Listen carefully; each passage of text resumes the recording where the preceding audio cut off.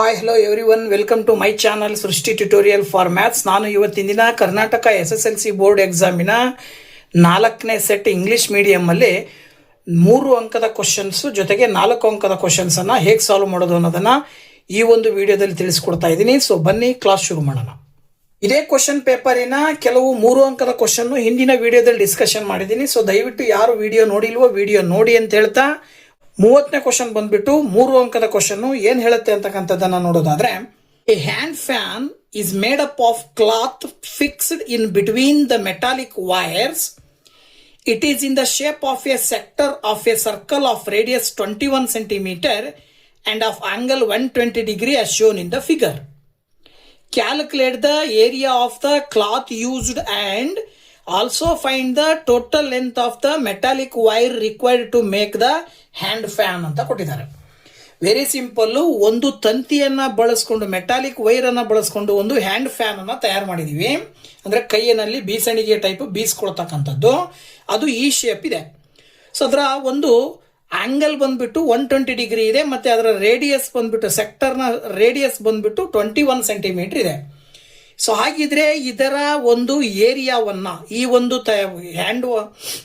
Hand fan ಅನ್ನ ತಯಾರು ಮಾಡಲಿಕ್ಕೆ ಎಷ್ಟು ಕ್ಲಾತ್ ಬೇಕಾಗತ್ತೆ ಅನ್ನೋದನ್ನ ಕೇಳಿದ್ದಾರೆ. ಜೊತೆಗೆ ತಂತಿ ಎಷ್ಟು ಉದ್ದದ್ದು ಬೇಕಾಗತ್ತೆ ಅನ್ನೋದನ್ನ ಕೇಳಿದ್ದಾರೆ. ಓಕೆನಾ? ಸೊ ಇದನ್ನ ಹೇಗೆ ಕಂಡುಹಿಡಿಬಹುದು ಅನ್ನೋದನ್ನ ನೋಡೋದಾದ್ರೆ, ನೋಡಿ ಇಲ್ಲಿ ಅವರೇ ಹೇಳೋ ಪ್ರಕಾರ ಮೊದಲು ಕೊಟ್ಟಿರ್ತಕ್ಕಂತಹ ರೇಡಿಯಸ್ 21 ಸೆಂಟಿಮೀಟರ್ ಮತ್ತೆ ಆಂಗಲ್ ಬಂದ್ಬಿಟ್ಟು 120 ಡಿಗ್ರಿ. ಮೊದಲು ಕಂಡುಹಿಡಿಬೇಕಾಗಿರೋದು area of cloth used to make a fan. So fan ತಯಾರು ಮಾಡ್ಲಿಕ್ಕೆ ಬಳಸುವ ಏರಿಯಾ ಬಂದ್ಬಿಟ್ಟು ಯಾವ್ದಕ್ಕೆ ಸಮ ಇರುತ್ತೆ? ಏರಿಯಾ ಆಫ್ ಸೆಕ್ಟರ್ಗೆ ಸಮ ಇರುತ್ತೆ. ಯಾಕೆಂದ್ರೆ ಅದರ ಶೇಪ್ ಬಂದ್ಬಿಟ್ಟು ಸೆಕ್ಟರ್ನ ಶೇಪ್ ಅನ್ನ ಹೊಂದಿದೆ.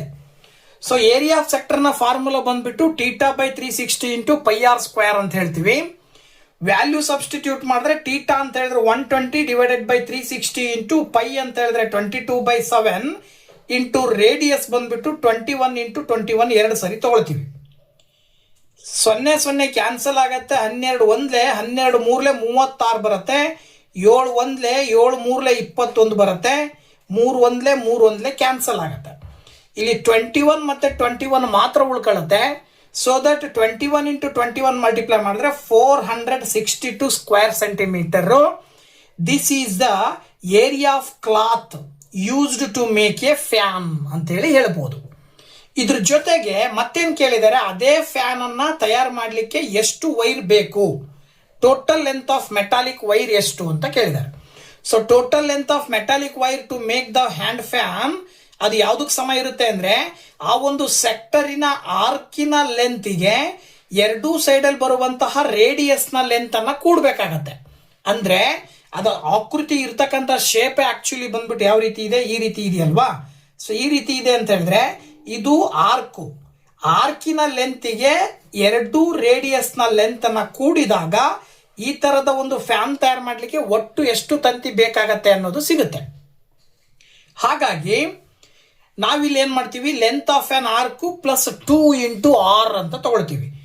ಲೆಂತ್ ಆಫ್ ಆನ್ ಆರ್ಕ್ ಕಂಡುಹಿಡಿಲಿಕ್ಕೆ θ/360 ಇಂಟು 2πr ಪ್ಲಸ್ 2r ಅಂತ ತಗೊಂಡ್ರೆ θ ಅಂತ ಹೇಳಿದ್ರೆ 120 ಡಿವೈಡೆಡ್ ಬೈ 360 ಇಂಟು 2 ಇಂಟು π ಅಂತ ಹೇಳಿದ್ರೆ 22/7 ಇಂಟು ರೇಡಿಯಸ್ ಬಂದ್ಬಿಟ್ಟು 21 ಪ್ಲಸ್ 2 ಇಂಟು ರೇಡಿಯಸ್ ಅಂತ ಹೇಳಿದ್ರೆ 21 ಅಂತ ಕನ್ಸಿಡರ್ ಮಾಡಿದ್ರೆ, ಈಗ ನೀವು ಇದನ್ನ ಸಿಂಪ್ಲಿಫಿಕೇಶನ್ ಮಾಡ್ತೀರಾ. ಸೇಮ್ 12 3 ಬರ್ತದೆ ಇಲ್ಲಿ. ನೆಕ್ಸ್ಟ್ 7 3 ಬರ್ತದೆ. 3 ಕ್ಯಾನ್ಸಲ್ ಆಗುತ್ತೆ. ಅಲ್ಲಿಗೆ 2 ಇಂಟು 22 ಗುಣಾಕಾರ ಮಾಡಿದ್ರೆ 44 ಬರುತ್ತೆ. ಈ ಕಡೆನೂ ಕೂಡ 2 ಇಂಟು 21 ಉಳಿದಿದೆ, 42 ಬರುತ್ತೆ. ಸೊ 44ಕ್ಕೆ 42 ಕೂಡಿದಾಗ 86 ಸೆಂಟಿಮೀಟರ್ ಬರುತ್ತೆ. So this is the total length of the metallic wire to make the hand fan ಅಂತ ಹೇಳಿ ನಾವು ಸುಲಭವಾಗಿ ಹೇಳಬಹುದು. ಓಕೆನಾ? ಹಾಗೆ 30ನೇ ಕ್ವಶನ್ ಇನ್ನೊಂದು ಆಪ್ಷನಲ್ ಆಗಿ ಮತ್ತೊಂದು ಕೊಟ್ಟಿದ್ದಾರೆ. ಇನ್ ದ ಫಿಗರ್ ಕೊಟ್ಟಿರುವ ಚಿತ್ರದಲ್ಲಿ O is the center of the circle. Area of a sector AOB is to area of the circle is equal to 1:5. And if the radius of the circle is 7 centimeter, then find the length of the arc. ತುಂಬಾ easy ಇದೆ. ಇಲ್ಲಿ ಏನ್ ಮಾಡಿದ್ದಾರೆ, circle ಇದೆ ಮತ್ತೆ sector ಇದೆ. ಸೆಕ್ಟರ್ನ area ಮತ್ತೆ ಸರ್ಕಲ್ನ ಏರಿಯಾದ ಅನುಪಾತವನ್ನು ಕೊಟ್ಟಿದ್ದಾರೆ. ಜೊತೆಗೆ ರೇಡಿಯಸ್ ಅನ್ನ ಕೊಟ್ಟಿದ್ದಾರೆ. ಸೊ ನೀವು ಟೀಟಾ ಕಂಡುಹಿಡ್ಕೊಂಡು ನಂತರ ಏನ್ ಮಾಡಬೇಕು, length of the arc A B ಅನ್ನ ಕಂಡುಹಿಡಿಬೇಕು. ಓಕೆನಾ? ಸೊ ನೋಡಿ, area of sector is to area of circle ಅನ್ನ 1:5 ಅಂತ ಕೊಟ್ಟಿದ್ದಾರೆ. ಏರಿಯಾ ಆಫ್ ಸೆಕ್ಟರ್ ಅನ್ನ ನಾವು ಫಾರ್ಮುಲಾ ಬಳಸಿದ್ರೆ θ/360 ಇಂಟು πr² ಅಂತ ತಗೊಳ್ತೀವಿ. ಡಿವೈಡೆಡ್ ಬೈ ಫ್ರಾಕ್ಷನ್ ರೂಪದಲ್ಲಿ ಬರ್ಕೊಂಡಾಗ ಏರಿಯಾ ಆಫ್ ಸರ್ಕಲ್ ಅನ್ನ πr² ಅಂತ ತಗೊಳ್ತೀವಿ. ದಟ್ ಈಸ್ ಈಕ್ವಲ್ ಟು 1:5 ಅನ್ನ ನಾವು 1/5 ಅಂತ ತಗೊಳ್ತೀವಿ. ಇಲ್ಲಿ πr² ಕ್ಯಾನ್ಸಲ್ ಆಗುತ್ತೆ. ಇದಿಷ್ಟರಲ್ಲಿ ಲೆಫ್ಟ್ ಸೈಡ್ ಅಲ್ಲಿ θ/360 ಉಳಿದಿದೆ, ಈ ಕಡೆ 1/5 ಉಳಿದಿದೆ. ಈಗ ನೀವು ಥೀಟಾನ ಇಲ್ಲೇ ಇಟ್ಕೊಂಡು 360 ಆ ಕಡೆ ಕಳಿಸಿದ್ರೆ 360 ಡಿವೈಡೆಡ್ ಬೈ 5 ಆಗುತ್ತೆ. 5ರಿಂದ 360 ಭಾಗಾಕಾರ ಮಾಡಿದ್ರೆ ಥೀಟಾದ ವ್ಯಾಲ್ಯೂ ಬಂದ್ಬಿಟ್ಟು 72 ಡಿಗ್ರಿ ಸಿಗುತ್ತೆ. ನಿಮಗೇನ್ ಕೇಳಿದಾರೆ ಅವರು, ಆ ಒಂದು ಆಕೃತಿಯಲ್ಲಿ ಬರುವ ಸೆಕ್ಟರಿನ ಆರ್ಕ್ನ ಏರಿಯಾ ಲೆಂತ್ ಅನ್ನ ಕಂಡುಹಿಡಿಯಿರಿ ಅಂತೇಳಿ. So that length of an arc ಅನ್ನ ಕಂಡುಹಿಡಿಯಲಿಕ್ಕೆ ನಮಗೆ ಮತ್ತೊಂದು ಸೂತ್ರ ಬರುತ್ತೆ, θ/360 ಇಂಟು 2πr. ಅಲ್ಲಿಗೆ ಥೀಟಾ ಅಂತ ಹೇಳಿದ್ರೆ 72/360 ಇಂಟು 2 ಇಂಟು π ಅಂದ್ರೆ 22/7 ಇಂಟು ಆರ್ ಅಂತ ಹೇಳಿದ್ರೆ ತ್ರಿಜ್ಯ ಅವರೇ ಕೊಟ್ಟಿದ್ದಾರೆ 7. ನೋಡಿ, ಇಲ್ಲಿ 7 ಕ್ಯಾನ್ಸಲ್ ಆಯ್ತು. 72ರಿಂದ 360 ನೀವು ಭಾಗಾಕಾರ ಮಾಡಿದ್ರಿ ಅಂತ ಹೇಳಿದ್ರೆ 5 ಬರುತ್ತೆ. 72 5 ಬರುತ್ತೆ. ಸೊ 2 ಇಂಟು 22 ಮಾಡಿದ್ರೆ 44 ಡಿವೈಡೆಡ್ ಬೈ 5 ಆಗುತ್ತೆ. 5ರಿಂದ 5 8 40 ಪಾಯಿಂಟ್ ಕಟ್ಟಿದ್ರೆ 5 8 40 ಅಂದ್ರೆ ಅಲ್ಲಿಗೆ length of an arc A B is equal to ಎಷ್ಟು ಬಂತು, 8.8 ಸೆಂಟಿಮೀಟರ್ ಅಂತೇಳಿ ನೀವು ಸುಲಭವಾಗಿ ಆನ್ಸರ್ನ ಹೇಳಬಹುದು. ನೆಕ್ಸ್ಟ್ 31st ಕ್ವಶನ್ 3 ಮಾರ್ಕ್ಸ್ ಏನ್ ಹೇಳುತ್ತೆ, 3 fair coins are tossed simultaneously, find the probability of getting first one at least 2 heads, second one at most 2 tails ಅಂತೇಳಿ. ನೋಡಿ, 3 ಕಾಯಿನ್ಸ್ ಅನ್ನ ಒಂದೇ ಬಾರಿಗೆ ಟಾಸ್ ಮಾಡಿದಾಗ ಅಲ್ಲಿ ಪ್ರಾಬಬಿಲಿಟಿಯ ಆಧಾರದ ಮೇಲೆ ನೀವು ಅಟ್ಲೀಸ್ಟ್ 2 ಹೆಡ್ ಬೀಳುವ ಸಾಧ್ಯತೆ ಎಷ್ಟು, ಅಟ್ಮೋಸ್ಟ್ 2 ಟೈಲ್ಸ್ ಬೀಳುವ ಸಾಧ್ಯತೆ ಎಷ್ಟು ಅನ್ನೋದನ್ನ ಕೇಳಿದಾರೆ ಅವರು. ಓಕೆನಾ? ನೋಡಿ, ಆಕ್ಚುಲಿ ನಾವು 3 ಫೇರ್ ಕಾಯಿನ್ಸ್ ಅನ್ನ ಸೈಮಲ್ಟೇನಿಯಸ್ ಆಗಿ ಟಾಸ್ ಮಾಡಿದ್ವಿ ಅಂದ್ರೆ ಬರುವಂತ ಔಟ್ಕಮ್ಸ್ ಏನಾಗಿರ್ತವೆ ಅಂತ ಹೇಳಿದ್ರೆ, ಆಗ ಎಲ್ಲಾ ಕಾಯಿನ್ಸ್ಗೂ ಕೂಡ 3 ಕಾಯಿನ್ಸ್ಗೆ ನಂಬರ್ ಅನ್ನ ನೀವು ಏನಾದ್ರೂ ಸಪೋಸ್ ಕೊಟ್ರಿ ಅಂದ್ರೆ, first coin, second coin, third coin ಅಂತ ತಗೊಂಡ್ರಿ ಅಂದ್ರೆ 3 ಕಾಯಿನ್ಸ್ ಹೆಡ್ ಬೀಳ್ಬಹುದು, 3 ಕಾಯಿನ್ಸ್ ಟೈಲ್ ಬೀಳ್ಬಹುದು. ಫಸ್ಟ್ ಕಾಯಿನ್ ಹೆಡ್, ಇನ್ನು 2 ಕಾಯಿನ್ ಟೈಲು, ಅಥವಾ ಫಸ್ಟ್ ಕಾಯಿನ್ ಟೈಲು, ಇನ್ನು 2 ಕಾಯಿನ್ ಹೆಡ್, ಅಥವಾ ಮೊದಲ 2 ಟೈಲು ಕೊನೆಯದು ಹೆಡ್, ಅಥವಾ ಮೊದಲ 2 ಹೆಡ್ ಕೊನೆಯದು ಟೈಲು, ಅಥವಾ first one last one head, second one ಮಾತ್ರ ಟೈಲು, ಅಥವಾ first one last one tile, second one head. ಇದಿಷ್ಟು ಪ್ರಾಬಬಲ್ ಔಟ್ಕಮ್ಸ್. ಸೊ ಟೋಟಲಿ ಎಷ್ಟಿದಾವೆ ಅಂತ ಕೌಂಟ್ ಮಾಡಿದ್ರೆ 1 2 3 4 5 6 7 8 ಟೋಟಲಿ 8 ಇದಾವೆ. ಅದರಲ್ಲಿ ಅವ್ರು ಕೇಳಿದರೆ ಅಟ್ಲೀಸ್ಟ್ 2 ಹೆಡ್ಸ್ ಇರುವ ಸಾಧ್ಯತೆಗಳು ಎಷ್ಟು ಅಂತ. ಕಡಿಮೆ ಅಂದ್ರೆ 2 ಇರಬೇಕು, ಅಂದ್ರೆ 2ಕ್ಕಿಂತ ಜಾಸ್ತಿನಾದ್ರೂ ಇರಬಹುದು ಅಂತ. ಅಟ್ಲೀಸ್ಟ್ 2 ಹೆಡ್ ಇರೋವನ್ನ ಕೌಂಟ್ ಮಾಡ್ತಾ ಬಂದ್ರೆ ನೋಡಿ, ಇಲ್ಲಿ ಒಂದಿದೆಯಾ, ಆಮೇಲೆ ಇಲ್ಲೊಂದಿದೆ, ಆಮೇಲೆ ಇಲ್ಲೊಂದಿದೆ. Okay, next ಇಲ್ಲೊಂದಿದೆ. ಎಷ್ಟಾಯ್ತು? 1 2 3 4. Total number of outcomes 8. At least 2 head ಬೀಳುವ ಔಟ್ಕಮ್ಸ್ ಬಂದ್ಬಿಟ್ಟು 4. ಅಲ್ಲಿಗೆ P of E is equal to n of E by N of S ಗೆ ಅಪ್ಲೈ ಮಾಡಿದ್ರೆ 4/8, ಅಥವಾ ಅದನ್ನ ಸಿಂಪ್ಲಿಫೈ ಮಾಡಬಾರ್ದ್ರೆ 1/2 ಅಂತ ಹೇಳ್ಬೋದು. ಇನ್ನು ಎರಡನೇದು ಅಟ್ಮೋಸ್ಟ್ 2 ಟೈಲ್ಸ್ ಅಂತ ಕೊಟ್ಟಿದ್ದಾರೆ. ಅಟ್ಮೋಸ್ಟ್ 2 ಟೈಲ್ಸ್ ಅಂತ ಹೇಳಿದ್ರೆ ಏನು, 2ಕ್ಕಿಂತ ಜಾಸ್ತಿ. ಅಟ್ಮೋಸ್ಟ್ ಅಂತ ಹೇಳಿದ್ರೆ 2 ಇದ್ರೂ ಓಕೆ, 1 ಇದ್ರೂ ಓಕೆ ಅಂತ. ಸೊ 1 ಇದ್ರದ್ದು ಕೌಂಟ್ ಮಾಡಬೇಕು, 2 ಇದ್ದಿದ್ದನ್ನು ಕೌಂಟ್ ಮಾಡಬೇಕು. ಒಟ್ಟಿನಲ್ಲಿ ಟೈಲ್ ಅಂತಕ್ಕಂಥದ್ದು ಇರಬೇಕು. ಅದನ್ನ ಕೌಂಟ್ ಮಾಡಿದ್ರೆ ನೋಡಿ, 1 2 3 4 5 6, ಇದು ಒಂದು 7. ಟೈಲ್ ಇಲ್ಲದೆ ಇರುವಂತದ್ದು ಇರೋದು ಒಂದೇ ಒಂದು, ಅದು ಒಂದು ಬಿಟ್ಟು ಉಳಿದಿರೋದು ಎಲ್ಲದರಲ್ಲೂ ಅಟ್ಮೋಸ್ಟ್ 2 ಟೈಲ್ಸ್ ಇದೆ. ಸೊ ಹಾಗಾಗಿ N of E by N of S ಮಾಡಿದ್ರೆ 7/8 ಬರುತ್ತೆ. ಓಕೆನಾ? ಸೊ ಅಟ್ಲೀಸ್ಟ್ 2 ಹೆಡ್ಸ್ ನ ಪ್ರಾಬಬಿಲಿಟಿ 1/2, ಅಟ್ಮೋಸ್ಟ್ 2 ಟೈಲ್ಸ್ ನ ಪ್ರಾಬಬಿಲಿಟಿ 7/8 ಅಂತ ಹೇಳಿ ಸುಲಭವಾಗಿ ಹೇಳಬಹುದು. ನೆಕ್ಸ್ಟ್ 32th ಕ್ವಶನ್ ಬಂದ್ಬಿಟ್ಟು ಕ್ವಾಡ್ರಾಟಿಕ್ ಈಕ್ವೇಶನ್ ಸಂಬಂಧಪಟ್ಟಿರ್ತಕ್ಕಂಥ question, word problem. The duration of the spacewalk of astronaut A is 6 hours longer than the duration of the spacewalk of astronaut B. If they both continue spacewalk for 4 more hours, the product of their spacewalk duration becomes 720 hours. Find the spacewalk durations of astronauts A and B ಅಂತ ಕೇಳಿದ್ದಾರೆ.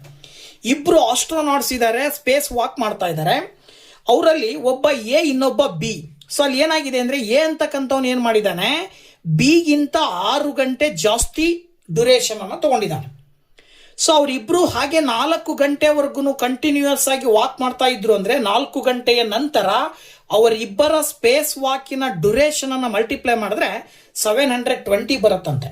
ಹಾಗಿದ್ದ ಮೇಲೆ astronaut A ಎಷ್ಟು ಅವರು walk ಮಾಡಿದ, ಹಾಗೇನೆ astronaut B ಎಷ್ಟು hour walk ಮಾಡಿದ ಅನ್ನೋದು ಕ್ವಶನ್. ಸೊ ಇದನ್ನು ನಾವು ಸಾಲ್ವ್ ಮಾಡಬೇಕು ಅಂತ ಹೇಳಿದ್ರೆ ಏನು ಮಾಡೋಣ? ಸೊ ನೋಡಿ, ಫಸ್ಟ್ ನಾವು ಏನು ಮಾಡೋಣ ಅಂದರೆ, let A be the duration of astronaut A. ಓಕೆನಾ? Space walk in hours. ಅದೇ ರೀತಿ B the duration of astronaut B space walk in hours ಅಂತ ತಗೊಳ್ಳೋಣ. ಅವ್ರು ಹೇಳೋ ಪ್ರಕಾರ ಎ ಅಂತಕ್ಕಂಥವನು ಬಿಗಿಂತ 6 ಗಂಟೆ ಜಾಸ್ತಿ ಸ್ಪೇಸ್ ವಾಕ್ ಮಾಡಿದ್ದಾನೆ. ಅಂದ್ರೆ ಎ ಇಸ್ ಈಕ್ವಲ್ ಟು ಏನಾಗಿದೆ, ಬಿ ಪ್ಲಸ್ 6.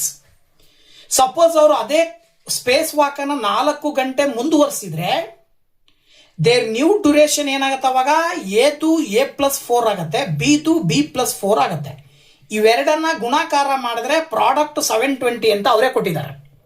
ಅದ್ರ ಪ್ರಕಾರ A plus 4 into B plus 4 is equal to 720 ಆಗುತ್ತೆ.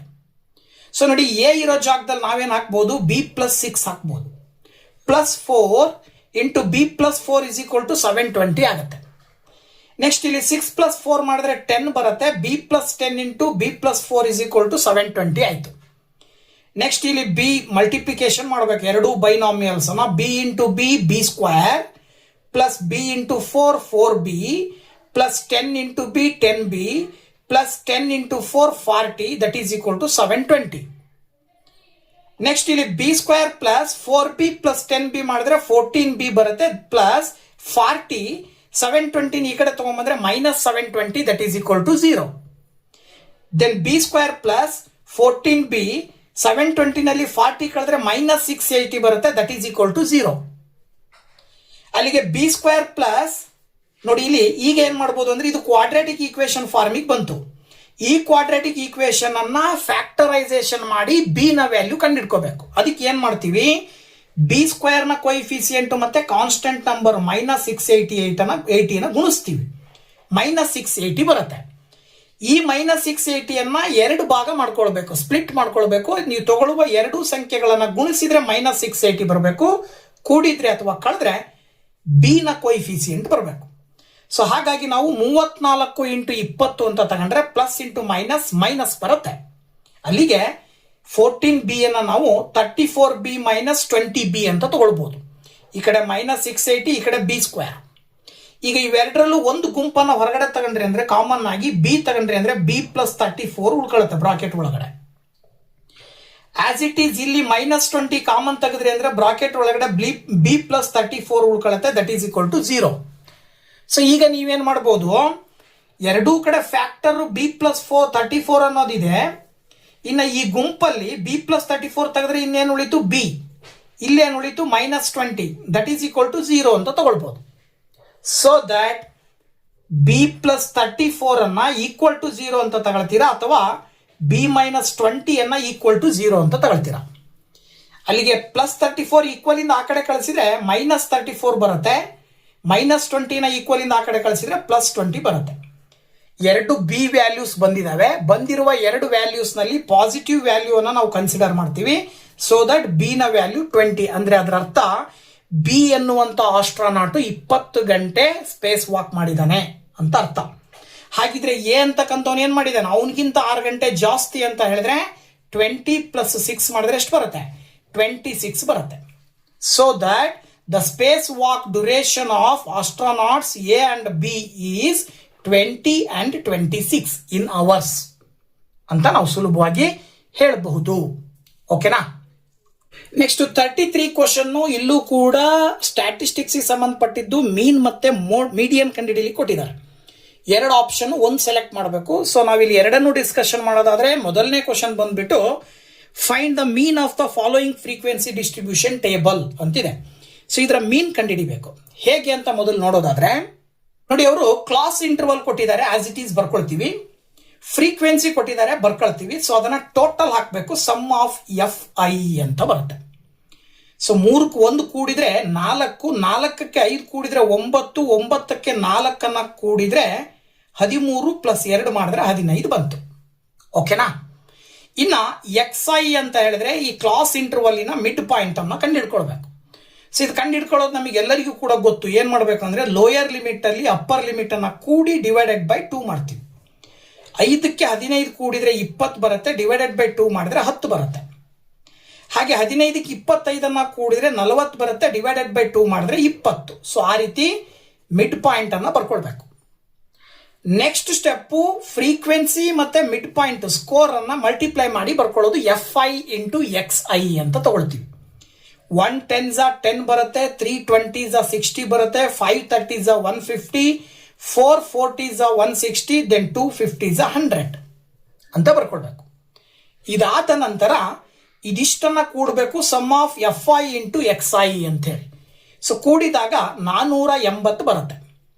ನಮಗೆ ಮೀನ್ ಕಂಡುಹಿಡಿಯಲಿಕ್ಕೆ X bar is equal to sum of FI into XI divided by sum of FI ಅನ್ನುವಂತಹ formula ಇದೆ. ಈ ಫಾರ್ಮುಲಾಗೆ values ಅನ್ನ ಸಬ್ಸ್ಟಿಟ್ಯೂಟ್ ಮಾಡಿಬಿಟ್ರೆ 480 ಡಿವೈಡೆಡ್ ಬೈ 15.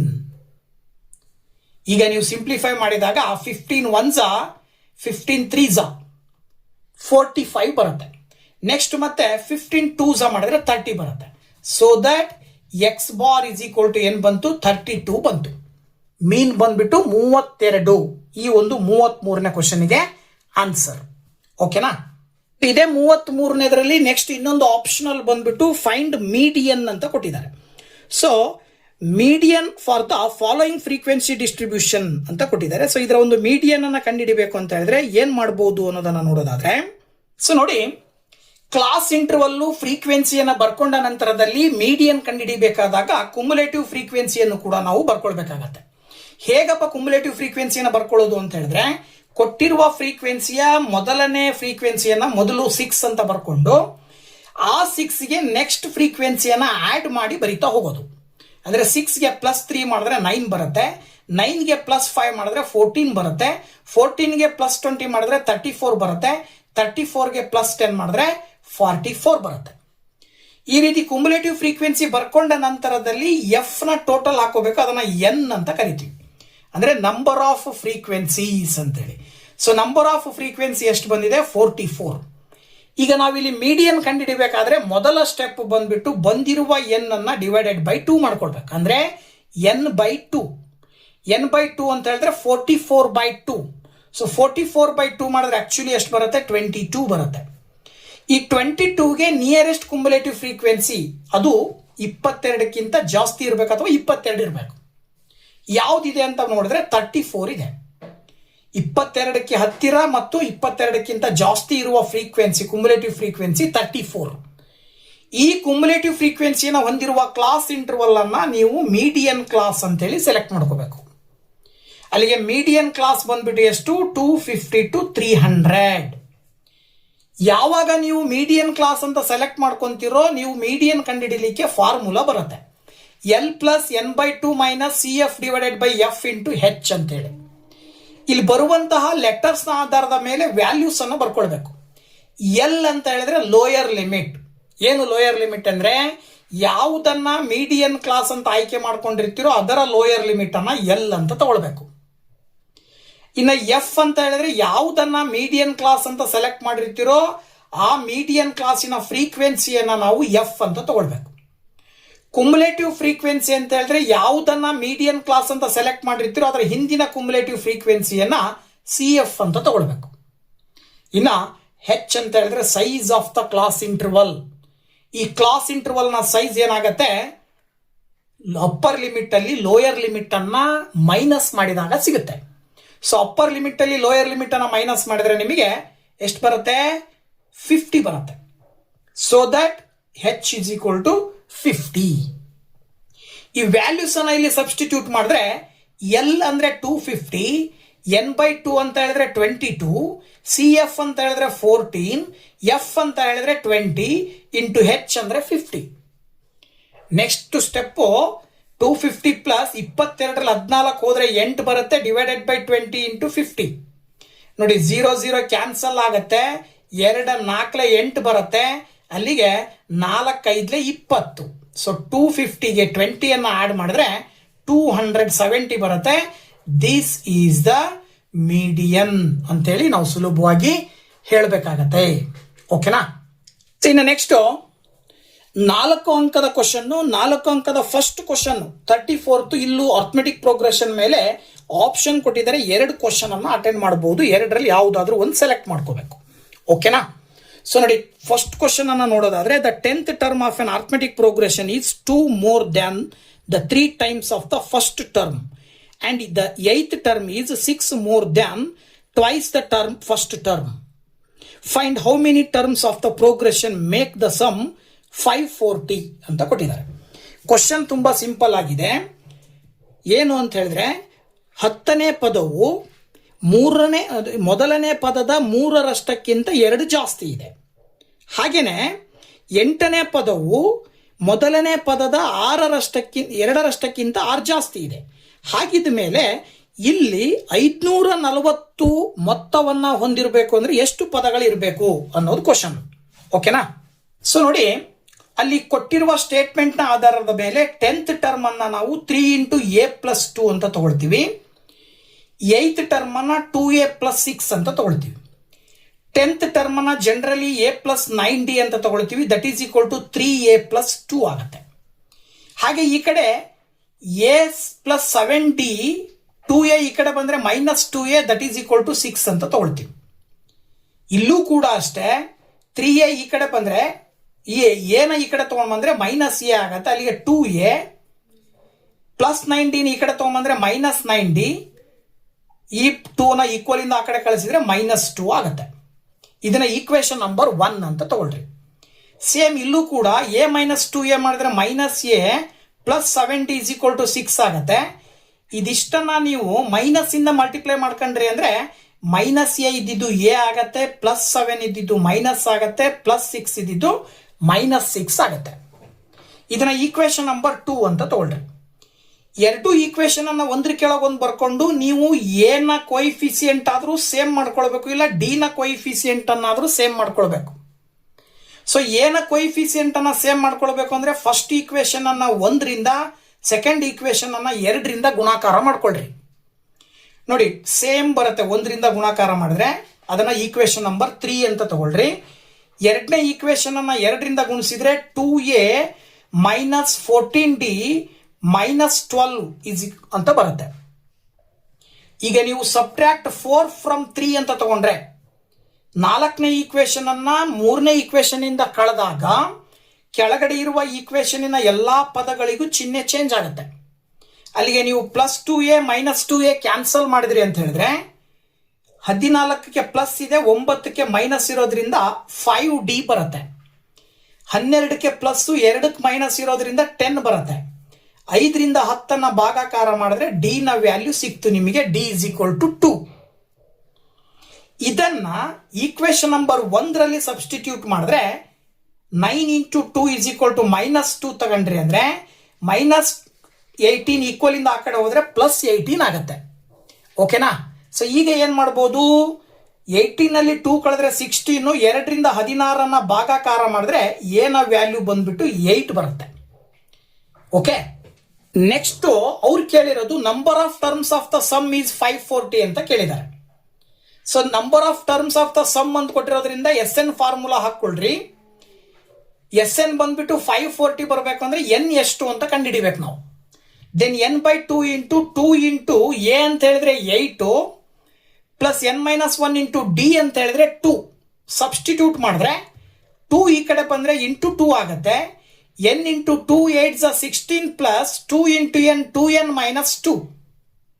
ದೆನ್ 540 ಇಂಟು 2 ಮಾಡಿದ್ರೆ 1080 ಬರುತ್ತೆ. That is equal to n into 16ರಲ್ಲಿ 2 ಕಳೆದ್ರೆ 14 plus 2n. Then 14 into N 14n plus 2n into N ಮಾಡಿದ್ರೆ 2n ಸ್ಕ್ವೇರ್. ಕ್ವಾಡ್ರಾಟಿಕ್ ಈಕ್ವೇಶನ್ ಇನ್ನ ಸ್ಟ್ಯಾಂಡರ್ಡ್ ಫಾರ್ಮಲ್ಲಿ ಬರೆದಾಗ 2n square plus 14n minus 1080 is equal to 0.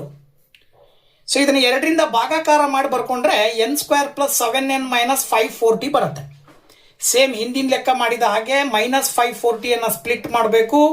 2 ಸಂಖ್ಯೆ ಗುಣಿಸಿದ್ರೆ minus 540 ಬರಬೇಕು. ಕೂಡಿದ್ರೆ ಅಥವಾ ಕಳೆದ್ರೆ 7 ಬರಬೇಕು. 27 ಇಂಟು 20 ಮಾಡಿದ್ರೆ 540 ಬರುತ್ತೆ. ಸೊ ದಟ್ ನಾವಿಲ್ಲಿ n square minus 27n plus 27n minus 20n minus 540 is equal to 0 ಅಂತ ತಗೊಳ್ಬೋದು. ಇವೆರಡರಲ್ಲೂ n ಕಾಮನ್ ಇದೆ, n ಪ್ಲಸ್ 27 ಉಳ್ಕೊಳ್ಳುತ್ತೆ. ಇವೆರಡರಲ್ಲೂ ಮೈನಸ್ 20 ಕಾಮನ್ ಇದೆ, n ಪ್ಲಸ್ 27 ಉಳ್ಕೊಳ್ಳುತ್ತೆ. That is equal to 0. ಈಗ n ಮೈನಸ್ 20 ಅನ್ನೋದು ಒಂದು ಫ್ಯಾಕ್ಟರು, n ಪ್ಲಸ್ 27 ಅನ್ನೋದು ಒಂದು factor. Then n is equal to minus 27 ಅಥವಾ n ಇಸ್ ಈಕ್ವಲ್ ಟು 20 ಅಂತಕ್ಕಂತಹ 2 ವ್ಯಾಲ್ಯೂಸ್ ಬರ್ತಾವೆ. ಇಲ್ಲಿ ಪಾಸಿಟಿವ್ ವ್ಯಾಲ್ಯೂ ಅನ್ನ ಕನ್ಸಿಡರ್ ಮಾಡಿದ್ರೆ n ಬೆಲೆ ಬಂದ್ಬಿಟ್ಟು 20 ಅಂದ್ರೆ ಸುಮಾರು 20 ಪದಗಳ ಮೊತ್ತ 540ಕ್ಕೆ ಸಮ ಇರುತ್ತೆ ಅಂತಕ್ಕಂಥ ಅರ್ಥವನ್ನ ಕೊಡುತ್ತೆ. ಓಕೆನಾ? ಸೊ ಅರ್ಥಮೆಟಿಕ್ ಪ್ರೋಗ್ರೆಷನ್ ಸಂಬಂಧಪಟ್ಟಿದ್ದು ಇನ್ನೊಂದು ಲೆಕ್ಕ ನೋಡೋದಾದ್ರೆ, in an arithmetic progression the ratio of the first term and common difference is 3:2 and sum of first 26 terms is 1456. Find the arithmetic progression and also find which term of the progression is 62 ಅಂತ ಕೇಳಿದ್ದಾರೆ. ಹೇಗೆ ಮಾಡೋದು ಅಂತ ನೋಡೋದಾದ್ರೆ, so ನೋಡಿ, ಅವರೇ ಹೇಳಿರುವ ಪ್ರಕಾರ a:d is equal to 3:2. ಅದನ್ನ ಫ್ರಾಕ್ಷನ್ ರೂಪದಲ್ಲಿ a/d is equal to 3/2 ಅಂತ ಬರೀಬಹುದು. Then a is equal to 3/2 into d ಅಂತ ತಗೊಳ್ಬಹುದು. ಅವ್ರು ಹೇಳ್ತಾರೆ ಮೊದಲ 26 ಪದಗಳ ಮೊತ್ತ 1456. ಫಾರ್ಮುಲಾ ಹಾಕಿದ್ರೆ n/2 into 2a plus n minus 1 into d is equal to 1456. Then n ಅಂತ ಹೇಳಿದ್ರೆ 26/2 ಇಂಟು 2 ಇಂಟು a ಅಂತ ಹೇಳಿದ್ರೆ 3d/2 plus 26 minus 1 into d is equal to 1456. ನೋಡಿ, ಇಲ್ಲಿ 2 ಇಂದ 26 ಅನ್ನು ಹೊಡೆದ್ರೆ 13 ಬರುತ್ತೆ. 2 ಕ್ಯಾನ್ಸಲ್ ಆಗಿ 3d ಉಳ್ಕೊಳ್ಳುತ್ತೆ. 26 ಮೈನಸ್ 1 ಮಾಡಿದ್ರೆ 25d, that is equal to 1456. ಈಗ 3d ಪ್ಲಸ್ 25 ಆಡ್ ಮಾಡಿದ್ರೆ 28 ಬರುತ್ತೆ. 13 ಆ ಕಡೆ ಹೋದ್ರೆ ಡಿವೈಡೆಡ್ ಬೈ 13. ಹಾಗೇನೆ 28 ಅನ್ನು ಆ ಕಡೆ ಕಳಿಸಿದ್ರೆ ಡಿವೈಡೆಡ್ ಬೈ 28. ಈಗ ನೀವು 13ರಿಂದ ಭಾಗಾಕಾರ ಮಾಡಿದ್ರೆ ನೋಡಿ, ಇಲ್ಲಿ 13 ಒಂದ್ಲೆ 13 ಬರುತ್ತೆ, 1 ಉಳಿತು. ಮತ್ತೆ 13 ಒಂದ್ಲೆ 13 ಬರುತ್ತೆ, 2 ಉಳಿತು. 13 2 26 ಬರುತ್ತೆ. ಹಾಗೇನೆ 28ರಿಂದ ಭಾಗಾಕಾರ ಮಾಡೋದಾದ್ರೆ 28 4 112 ಬರುತ್ತೆ. ಸೊ ಅಲ್ಲಿಗೆ ಡಿ ನ ವ್ಯಾಲ್ಯೂ ಬಂದ್ಬಿಟ್ಟು ಎಷ್ಟು ಬಂತು? 4 ಬಂತು. ಈ ಡಿ ನ ವ್ಯಾಲ್ಯೂ ಅನ್ನ a is equal to 3d/2ಗೆ ಹಾಕಿದ್ರೆ 3 ಇಂಟು 4/2 ಮಾಡಿದ್ರೆ 2 2 4, ಅಲ್ಲಿಗೆ a ನ ವ್ಯಾಲ್ಯೂ ಏನು ಬರ್ತದೆ? 6 ಬರ್ತದೆ. ಓಕೆನಾ? ಸೊ ಅವರು ಪ್ರೋಗ್ರೆಷನ್ ಕಂಡಿಡೀರಿ ಅಂತ ಕೊಟ್ಟಿದ್ದಾರೆ. ಸೊ ದ ಪ್ರೋಗ್ರೆಷನ್ ಅನ್ನ general formula a plus D, a plus 2d dot dot dot. a ಅಂದ್ರೆ 6, a ಪ್ಲಸ್ ಡಿ ಅಂತ ಹೇಳಿದ್ರೆ 6 ಪ್ಲಸ್ 4, a ಪ್ಲಸ್ 2d ಅಂದ್ರೆ 6 ಪ್ಲಸ್ 2 ಇಂಟು 4. ನೋಡಿ, ಇಲ್ಲಿ 6 ಬರುತ್ತೆ, 6 ಪ್ಲಸ್ 4 10 ಬರುತ್ತೆ. 2 4s 8, 8 ಪ್ಲಸ್ 6 ಮಾಡಿದ್ರೆ 14 ಬರುತ್ತೆ. Dot dot dot. ಇದು ಅರ್ಥಮೆಟಿಕ್ ಪ್ರೋಗ್ರೆಷನ್. ಅಷ್ಟಕ್ಕೆ ಬಿಟ್ಟಿಲ್ಲ ಅವರು. ಮತ್ತೇನು ಕೇಳ್ತಾರೆ? an is equal to 62 ಆಗಿದ್ರೆ n ಯಾವುದು ಅಂತ ಕೇಳಿದಾರೆ. ಅಂದ್ರೆ ಯಾವ ಪದ 62 ಆಗಿರುತ್ತೆ ಅಂತ. ಅಲ್ಲಿಗೆ an ಫಾರ್ಮುಲಾ ಹಾಕಿದ್ರೆ 6 plus n minus 1 into 4 is equal to 62 ಅಂತ ತಗೊಂಡ್ರೆ 6 ಆ ಕಡೆ ಹೋದ್ರೆ ಮೈನಸ್ 6 ಆಗುತ್ತೆ. 62 ಮೈನಸ್ 6 ಮಾಡಿದ್ರೆ 56. ಮೈನಸ್ 4ನ ಆ ಕಡೆ ಕಳಿಸಿದ್ರೆ 4 ಇಂಟು n ಮಾಡಿದ್ರೆ 4n, 4 ಇಂಟು 1 ಮಾಡಿದ್ರೆ 4. ಈ ಮೈನಸ್ 4 ಆ ಕಡೆ ಹೋದ್ರೆ ಪ್ಲಸ್ 4 ಆಗುತ್ತೆ. That is 60. ಈಗ 4ರಿಂದ 60 ಭಾಗಾಕಾರ ಮಾಡಿದ್ರಿ ಅಂತ ಹೇಳಿದ್ರೆ ಎಷ್ಟು ಬರುತ್ತೆ? 4 1 4, 20 ಉಳಿತು. 4 5 20. ಸೊ ಎನ್ನಿನ ಬೆಲೆ ಬಂದ್ಬಿಟ್ಟು ಎಷ್ಟು ಬಂತು? 15. ಓಕೆನಾ? ಸೊ ಪೇಪರ್ 4ರ ಇಂಗ್ಲಿಷ್ ಮೀಡಿಯಂನಲ್ಲಿ 3 ಮತ್ತು 4 ಅಂಕದ ಕೆಲವು ಕ್ವಶನ್ ಅನ್ನ ನಿಮ್ಮ ಜೊತೆ ಡಿಸ್ಕಷನ್ ಮಾಡಿದ್ದೀನಿ. ಉಳಿದ 4 ಅಂಕದ ಕ್ವಶನ್ ಜೊತೆಗೆ 5 ಅಂಕದ ಕ್ವಶನ್ ಅನ್ನ ನೆಕ್ಸ್ಟ್ ವಿಡಿಯೋದಲ್ಲಿ ನಿಮ್ಮ ಜೊತೆ ಹಂಚ್ಕೊಳ್ಳಿಕ್ ಬರ್ತೀನಿ. ಅಲ್ಲಿ ತನಕ ವೆಯ್ಟ್ ಮಾಡ್ತಾ ಇರಿ ಅಂತ ಹೇಳ್ತಾ thank you very much. Bye bye.